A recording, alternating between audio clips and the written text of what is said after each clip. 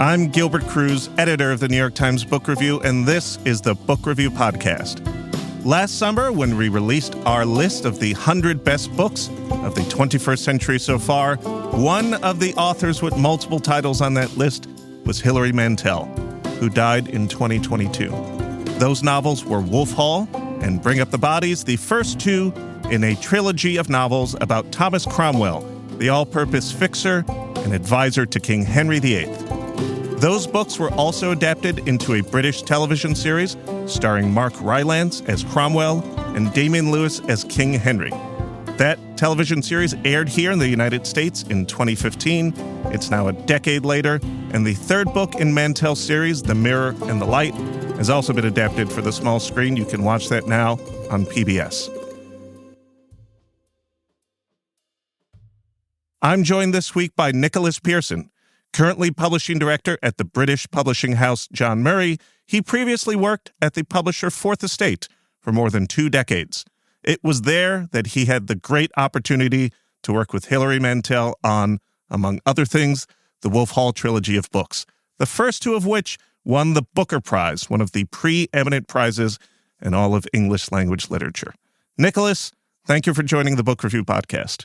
Pleasure. Thank you very much for having me. Now, before I ask you, of course, a million questions about Hilary Mantel, I'd love if you could just tell us a little bit about yourself. You've worked in British publishing for a good while. You've worked with some amazing authors during that time.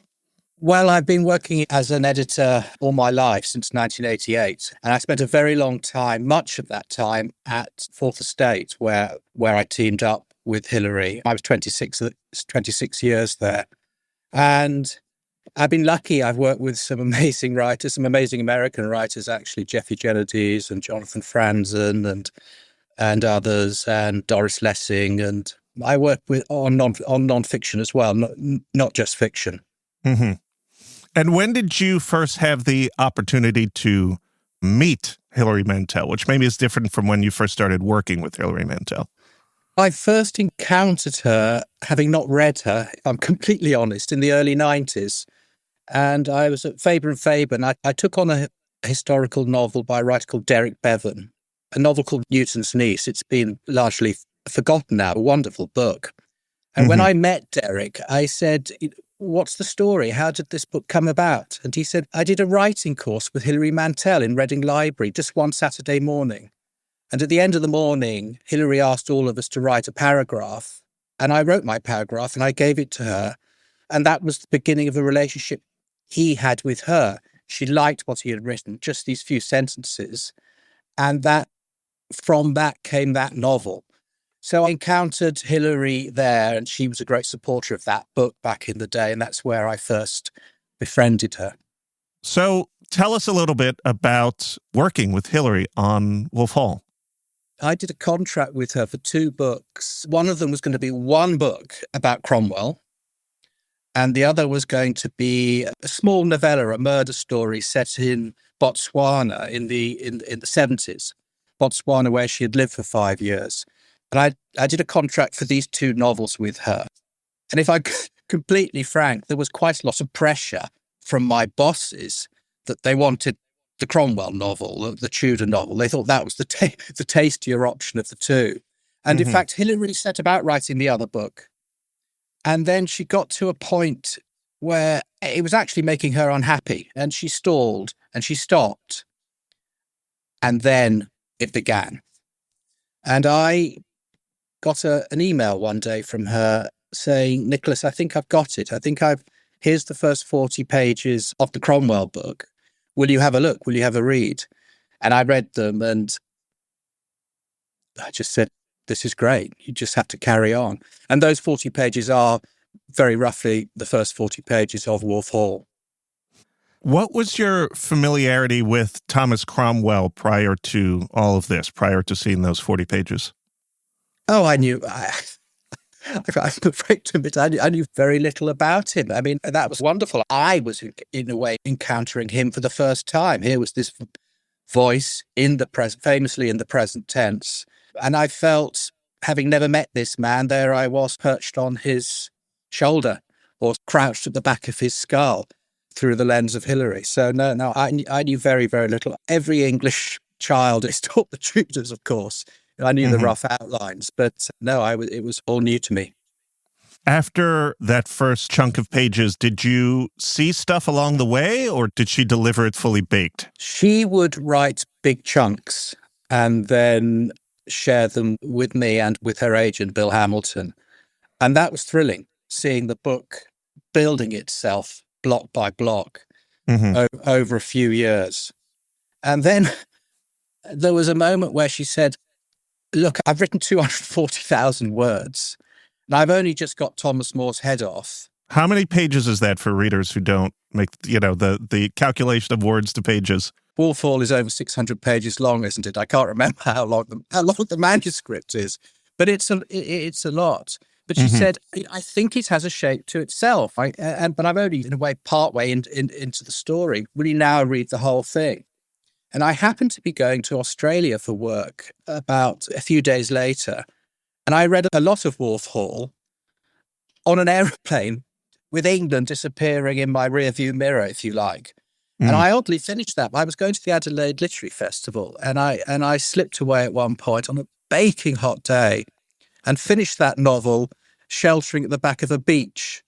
And it was a very peculiar experience. This is quite in many ways, quite a sort of claustrophobic story set in the corridors. And there I was in the southern hemisphere with this sort of baking sun. And that's how I read it for the first time. And what, if you can recall, it's been a long time, 2 books have come out since, what did you say to yourself at the end of that book? I felt, in many ways, things have been a bit frustrating for Hilary. A great writer. There have been many fantastic novels until this point.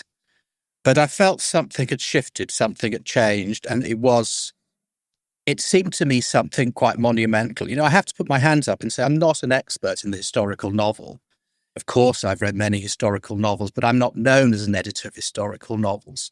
So there's always a bit of that going on. But it felt to me something really very special. Now, as a publisher, one wonders what will then happen. I didn't finish and I think, okay, her publishing fortune's going to change here. But I felt as a writer, a lot of things had come together in this book. And I thought it shifted things.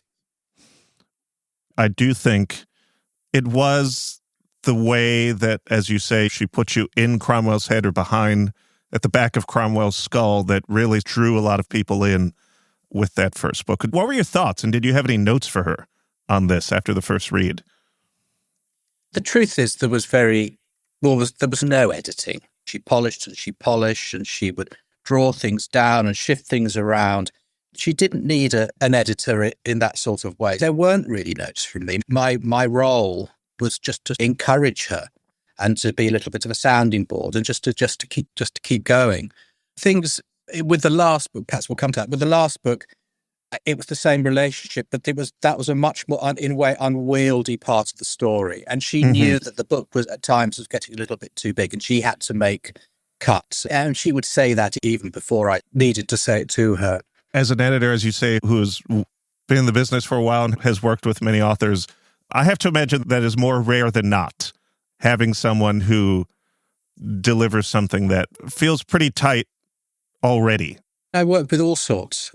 In the last few years, I worked with a writer who delivered a novel that he knew it needed to be cut by a third, and he wanted help cutting it by a third, and I helped him do that, and I pointed the way. But in terms of a collaboration with Hilary, as I say, it was really very little for me to do at all.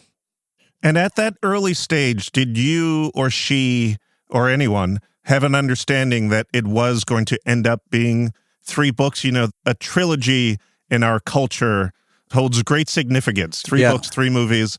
It was obvious maybe to her that she was going to end with Thomas More and there would be more story to be told. But did she know at that point that it was going to end up being this sort of sprawling 3-book cycle? No. And I think she thought that she would then finish the story in book 2. But I was in this ludicrously fortunate situation of, we know what happened to Wolf Hall. It won the Booker Prize and it took over in the culture over here. it would have done anyway, and it already had to a certain extent even before the Booker Hoved interview. And then it happened all over again with book 2. So suddenly the contracts kept shifting and changing, but it was all gravy. It was terrific. If we could take a step back, what do you recall being the state or the reputation of historical novels at that time? As I understand it, after having read a lot of interviews with Hilary and a couple lectures that she gave, she was always interested in history, wanted to be a historian maybe when she was younger.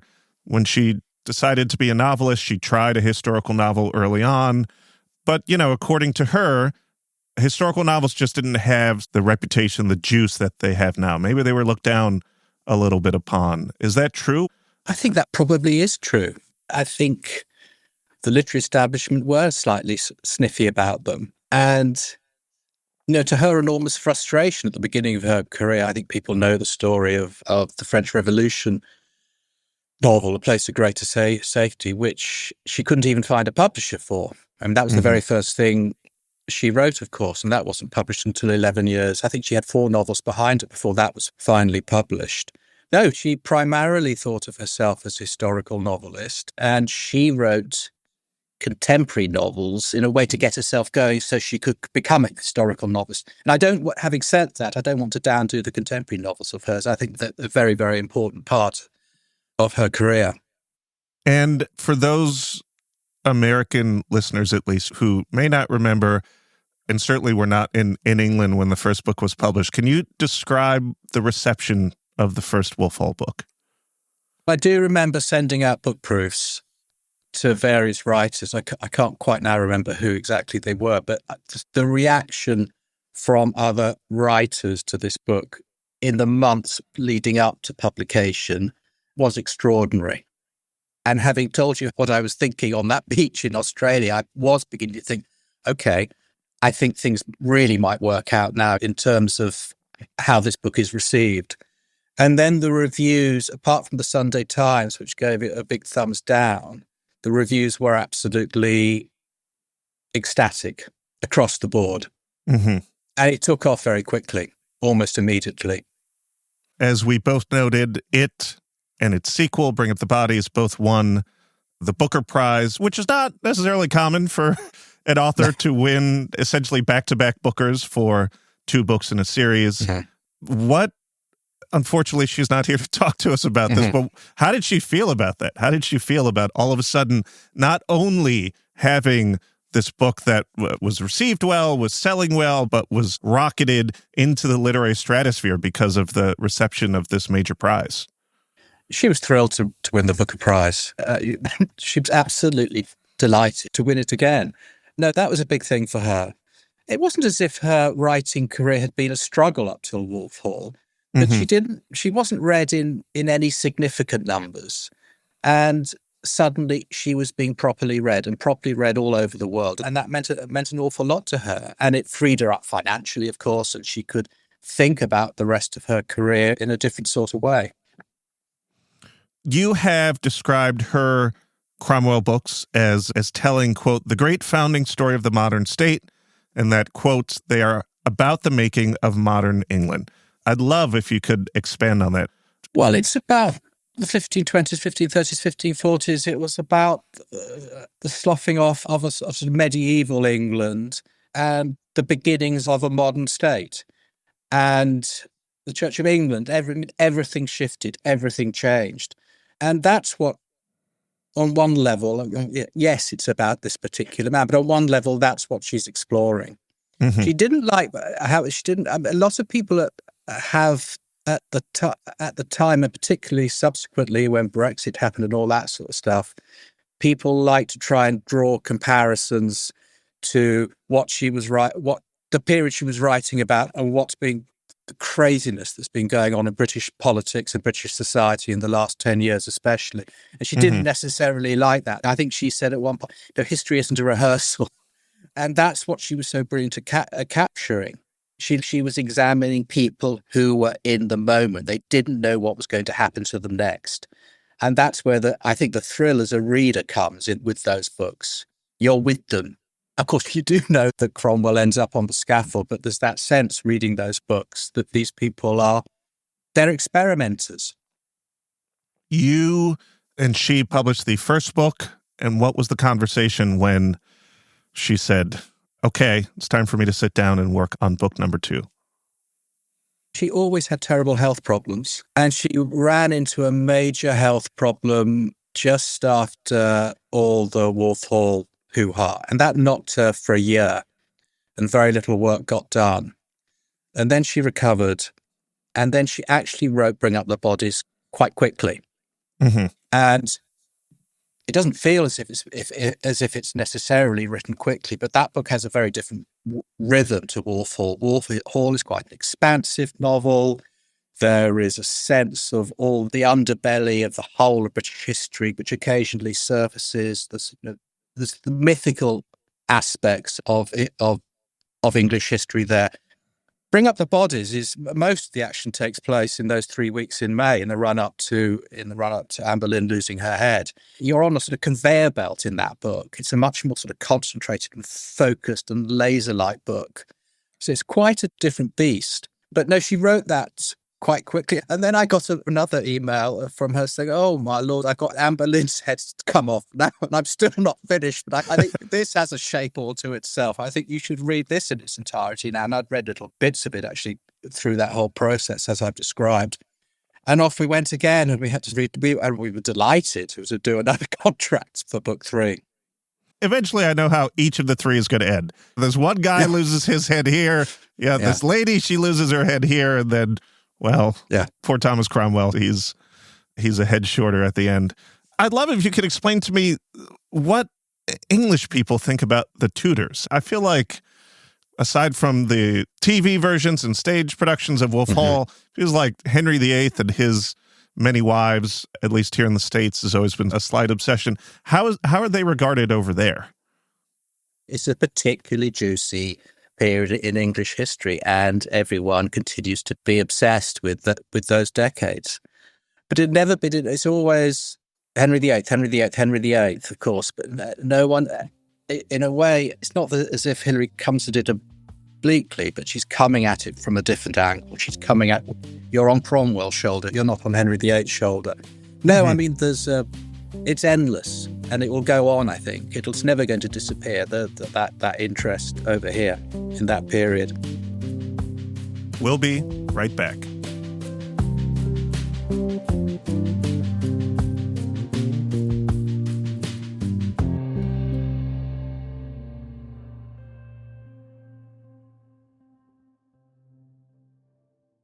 Welcome back. This is the Book Review Podcast, and I'm Gilbert Cruz. I'm joined this week by Nicholas Pearson, the longtime editor of Hilary Mantel. How did you feel about Thomas Cromwell before you read this book, and how, as a reader, and how did you feel after? What did you start to think about this man as you were one of the first people to experience this story? This doesn't reflect very well, particularly on me, but I thought about him in relatively black and white terms. I thought of him as a baddie, and life's much more complicated than that. And people are much more complicated than that. And suddenly one is in the hands of Hilary, who is dealing with ambiguity. And things are much more mixed up. And in my view of Cromwell, changed. As I admitted to you, I didn't know an awful lot about him. I just knew the broadest outlines. But it's very interesting that this trilogy, how your view of him shifts and changes and deepens and darkens and lightens as you move through these hundreds and hundreds of pages. I find particularly touching the scenes, they're all in Wolf Hall, with the family, before the family, with his wife and children. I find all that very touching. I recall seeing A Man for All Seasons at some point, and of course, in that film production, that movie, Cromwell is a villain. He's, as you say, he's a baddie. Yeah. Mm-hmm. And then to start to experience him, to start to live inside his skin, I recall thinking, this guy is good. Not good as in he's a good person, but look at the talent behind this man who rose from these relatively minor circumstances to navigate the labyrinth of court life to rise to the station that he had. Hilary was an outsider. She was an intellectual in a working class Irish Catholic family. She was an outsider in her own body to a certain extent, with these sort of health problems that dominated much of her life. She wasn't part of any literary clan. Her style is all her own. And as an outsider, I think she was drawn to outsiders. And of course, Cromwell's one of the great outsiders. She'd written about outsiders before, in The Giant O'Brien, Alison in Beyond Black, and there are various others. But there was a sympathy there between Hilary and him. Mm-hmm. So the second book comes out, and then, of course, everyone says, all right, can't wait for the next one. It's going to be out soon. And not unlike George R.R. Martin and his still unpublished Game of Thrones follow-up, it took her a little bit longer than she thought it would take to publish this. And people are not necessarily happy. To walk me through those years. Well, I did have my boss sort of standing over my shoulder saying, when's the Mirror and the Lights going to be delivered? But by now my role was to protect Hilary from all those sort of pressures. Mm-hmm. And of course, by the time Anne Boleyn's head comes off, the story is quite swollen. There's a lot of other things going on, and it was a very complicated book for her to bring home. It is a very meaty book. Wolf Hall is not a short book. Bring Up the Body is this wonderful slim volume in between the two. And then The Mirror and the Light is a big one. Was she thinking through the structure? Was it just the number of characters? What was it that, I don't want to characterize it with my own words, but what was it that led her to take a little more time on this one? It was just the complications of bringing the story home. We always knew where we were going. And in many ways, we were going back to the very first sentence of Wolf Hall, so now get up. Mm-hmm. So the arc of the story was there. She used to do herself down on plot. She used to say she wasn't very good at plots. I don't think that's true. And that's why one of the reasons she was drawn to historical fiction, because the plot was all laid out for you, and you were dealing in between what happens to characters and how they think they understand those events. Mm-hmm. So it was all laid out. It was just a difficult one to bring home. Once your role shifts, as you say, to being the protector, the intermediary, keeping the noise away, what does that look like? What form does that take? Is that just telling people, be patient, just wait, it'll come when it comes? Exactly. She was by now living in Devon. I didn't used to see an awful lot of her. I'd go down there once or twice a year and obviously see her when she was in London. We would correspond a lot. I'd just leave her alone, let her get on with it. She was her own thing. And I've got to tell you, she's an utter delight to work with. Incredibly lovely woman, funny, generous to me and generous to others, very generous to writers. And she had all these other things going on. She was still writing for the New York Review of Books, wasn't she? When I think perhaps that was just coming to an end, I think, when The Mirror and the Light started, and she was writing for the LRB. She had a lot on her plate, and there was a lot expected of her having won these two Bookers. So she had those sort of commitments, and she was living in Budleigh Salton, involved in helping with the literary festival down there. It was about managing her time, and also the health problems. She would go through periods where she couldn't, in a way, that's why she was a writer in the first place. She couldn't do a 9-to-5 job. Mm-hmm. She knew that. She had to do things in between these periods of bad health. So it was all about harvesting her time. So after this period, people are champing at the bit for this book to come out. It arrives in March 2020. A lot else going on in March 2020. Yeah. What was it like for the two of you to put this out into the world at this time of great global stress? The way we announced it to the world is we took a digital poster in Leicester Square, I think only for about 15 seconds. All we had to do was have couple of people there with a camera, and we put up an image of the Tudor Rose and the sentence, "So now get up," and nothing else. And this was captured, went viral, and bang, we were away. Everyone knew. And then I can't remember now, a week later, we announced the book and a date. And then, yes, we published it in, I think, on the first week or the second week of March 2020.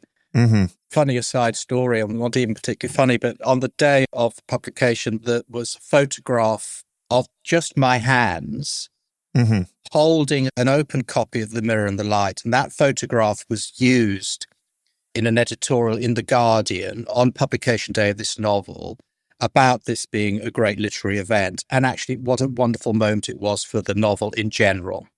Mm-hmm. And just my hand cradling this book. That same photograph was used by the same newspaper 3 weeks later to tell a very different story. There was a lot of upset in the bookshops at the time, and people felt that books were the spreader of the virus. Oh, and no. They used that same photograph. Your filthy hands were spreading the disease. Filthy hands. But we managed to have, I think, 2 weeks of sales before the bookshops were shut down, and people have been waiting for a decade by now, and sales were enormous. And then it became a great lockdown. It became a lockdown read. But I think we were obviously, this is all in retrospect, but we were relieved that we had those 2 weeks before this whole country was shut down. After the shutdown, the lockdown, were you corresponding daily or weekly with Hilary about the book, about its reception, about everything going on in the world? Yeah, she was incredible. It was a wonderful emailer. She used to send these tremendous emails, not just to me, to an awful lot of people. But when Hilary died, people talked about the correspondence they had with her. That was always a highlight for me when a Hilary Mantel email popped into my inbox. Mm-hmm. I can't quite remember, Gilbert. We were mainly in touch by email. As I said, I didn't see huge amounts of her. But I think it was interesting for her. By now, she'd been, what, was it 15 years of her life? It was a big chunk of her life that it had taken up. And it was, in a way, it was coming to an end. But there was, of course, the plays, which we haven't talked about. Yes, I wanted to ask you about those. Absolutely. At one point, she wrote, or she said, I can't remember where I got this quote, "And if there's one thing I regret about my career, it is that I didn't get involved with the theater earlier." She eventually did, working very closely with the stage productions of the Wolf Hall books. Tell me about how much she loved doing that and why and what it was like. As a young girl, she had been, I think she went to Stratford and saw 4 plays in the space of 5 days as a 16-year-old. And that was quite a formative experience in her life. And the experience of books 1 and 2 being turned into plays, she adored that. I think it almost meant more to her seeing these novels turned into plays and being performed at Stratford-on-Avon, and that loop of her life coming full circle. I think that almost meant more than anything to her. Mm-hmm. And she had a particular relationship with Ben Miles, who played Cromwell on the stage. Ben's a wonderful actor. Ben and Hilary adored each other. And she was very involved in how those plays came onto the stage, and would be in rehearsals. And there was this strange sort of feedback loop going on, because seeing her version of Cromwell through Ben Miles on the stage began to feed back into The Mirror and the Light. I think she began to think of Cromwell ever so slightly differently. So creatively, that whole process fed into The Mirror and the Light a little bit. And another thing that was going on was Ben Miles and his brother George, who's a very, very fine photographer, and Hilary had been sort of traipsing around the remnants of Tudor England, photographing what remains of Tudor England, which is a book that I put out at Fourth Estate, as it turned out, only about 3 weeks before she died, in fact, within a month before she died. But that process, some of those photographs also slightly informed The Mirror and the Light. There's a photograph in that book of a dog, and when she saw that photograph, she went away and wrote a scene around that dog, which you can find in The Mirror and the Light. Creatively, it was helpful to her. It's amazing to think of her being part of these theatrical productions, someone who been sitting alone at a desk for years and years and years, writing these books. And I'm not going to try to put myself in her mind in the way that she put herself in Cromwell's mind, but to imagine the joy at collaboration, at being around other people all the time, and the very specific way that theater is after being alone. as a writer for years and years. I totally agree. And because she really was on her own. She lived with Gerald in the flat down in Bodley Salterton, and she just wrote. She just stayed there and she wrote. She lived in her own head. And I think it was a great surprise to her how much she enjoyed the collaborative aspect of the theatrical experience of those books. I do wonder if, given the fact that Mark Rylance had a theatrical pedigree of his own, if it was equally wonderful to see another sort of essentially stage interpretation of Cromwell, different from Ben Miles, but someone who was as known for his work in theater as he was for film. Oh, she's a very big admirer of Mark Rylance's portrayal of Cromwell. And of course, it's very different to the way Ben Miles plays it. It's much calmer. It's quieter. He's looking on in a very sort of different way. There's a difference in the menace. A film can capture the power of his stillness in a way that would possibly be deadly on the stage. As he stands there, almost not moving, but you could see in close-up thoughts almost run across his face. It's incredible. Yeah, he's brilliant. Brilliant. So I'm curious, as we approach our close here, did she consider these to be, despite all the other books that she wrote, and I'm a particular fan of Beyond Black, her life's work in a way, or did she not think in those terms? She'd been thinking about this project for decades before she sat down and wrote So Now Get Up. I don't think she thought this is going to take up 15 years or whatever it was. I mean, I don't ever remember her saying, this is my defining achievement or anything like that. I think she felt that a lot of the things she'd been writing about all her life came together in this story. The outsider, corruption and power politics, and how societies and individuals form themselves, and Irish Catholicism, the female body. A lot of it is scattered in her previous work.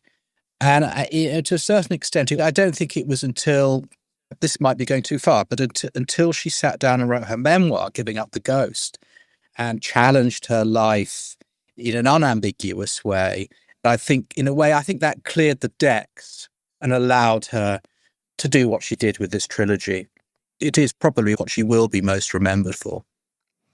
What do you, as someone who has read these books closer than almost anyone possibly, what are some of the things that you enjoyed the most? Do you have favorite moments, favorite scenes, favorite lines? I'm always curious when I speak to editors, what are the things that stick in their brain? There's a moment towards the end of The Mirror and the Light where Cromwell's walking to the scaffold, and for a project that is relentlessly in the present all the way through, there's a moment where he looks out and sees people in their houses and people going about their daily business. And he thinks of a world beyond him, a world in the future, a world that in a way belongs to us readers looking back on English history. And I just thought that was absolutely brilliant and very moving. And that did put tears in my eyes. I suspect also because I was saying goodbye to this man that in a way I'd been working with for 15 years. But I can't remember, it's about 3 or 4 pages towards the end of the book, perhaps even close to the end of the book than that. That is a particular moment. It's too easy to say that first sentence, so now get up. But I think that was, again, this is going a little bit too far. It was like a sort of message to her editor and to herself. I think it was like, come on, now's the time, now's the moment. So those 4 words are very important, but there's bits scattered throughout all 3 of those books that I actually love in Wolf Hall, those moments where it does step back and looks at the sort of histories buried under Tudor history. I love those moments. And I made a bit of a fool of myself when I said to her, when I first read Bring Up the Bodies, that I missed those. And she explained to me how it was written in this different register. There wasn't room. There wasn't time to stop and put that in this story as Amber in hurtles towards her end. But there's so much in those books. I just think they're incredible. They are incredible, and I think they will be read for quite a long time. Nicholas, it's been a real privilege and a pleasure to have you on to remember and reflect on your relationship with Hilary and the Wolf Hall trilogy. Thank you so much for joining us. Gilbert, thanks so much. It's been an absolute pleasure. That was my conversation with Nicholas Pearson, Hilary Mantel's longtime editor, about the Wolf Hall trilogy. I'm Gilbert Cruz, editor of the New York Times Book Review. Thanks for listening.